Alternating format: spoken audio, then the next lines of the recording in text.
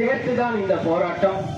மேலும் இங்கு வருகை புரிந்துள்ள பத்திரிகையாளர்கள், தொலைக்காட்சி நண்பர்கள், மேலும் வருகை புரிந்துள்ள பெற்றோர்கள், உறவினர்கள், அருமைக்குரிய தோழர்கள் அனைவருக்கும் என்னோட மீண்டும் வணக்கத்தை தெரிவித்துக் கொள்கிறேன். ரொம்ப சுருக்கமா இருக்கும். ஒவ்வொரு மனிதனும் வாழ வேண்டும் என்றால் அடிப்படை உரிமை ரொம்ப அவசியம்.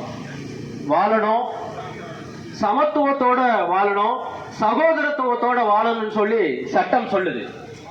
மாநில உரிமை பறி போயிடுச்சுன்னு சொல்லிட்டு தமிழக அரசு எவ்வளவு அச்சவுணர்வோடு ஒவ்வொரு திட்டங்களுக்கும் பயப்படுதோ, எதிர்க்குதோ, போராட்டம் செய்தோ, அது போலதான் இந்த டெட்ன்ற ஒரு தேர்வு எங்களுக்கு மிகப்பெரிய நாசகரமான ஒரு தேர்வு. இந்த டெட் தேர்வு தான்.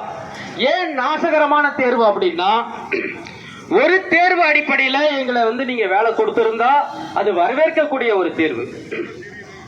வெறும் தேர்வை மட்டுமே வைத்து ஒரு ஆசிரியர் சொன்னாங்க, நாங்க என்ன தேர்வு எழுத பிறந்தவர்களா அப்படின்னு. நாங்கெல்லாம் தேர்வு எழுத பிறந்தவர்கள் மட்டுமல்ல, தேர்வு எழுதி தேய்ந்து போனவர்கள் அப்படின்னு நான் சொல்லிக்கிறேன். தேர்வு எழுதி தேய்ந்து போனவர்கள், ஆனா ஓய்ந்து போகல. ஒவ்வொரு ஆசிரியர்களும் தனக்கான உரிமையை பெற வேண்டும் என்பதற்காக தான் உரிமை மீட்பு உண்ணாவிரத போராட்டம் என்ற தலைப்பில் இங்க நாம வச்சிட்டு இருக்கோம்.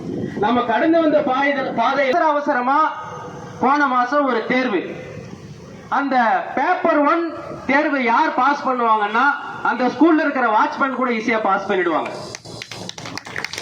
இல்லையா அவங்க பசங்க ஒரு 5வது வகுப்பு படிச்சிருந்தா போதும், அவங்களும் பாஸ் பண்ணிடுவாங்க. அவ்வளவு கடினமான கேள்வி, அவ்வளவு கடினமான கேள்வி. ஏன் இவ்வளவு கடினம்? இன்னும் கொஞ்சம் ஈஸியா கேட்டிருக்கலாமே. ஒரு 3rd ஸ்டாண்டர்ட் எழுதுற மாதிரி ஒரு கொஸ்டின் கேட்டிருக்கலாம்.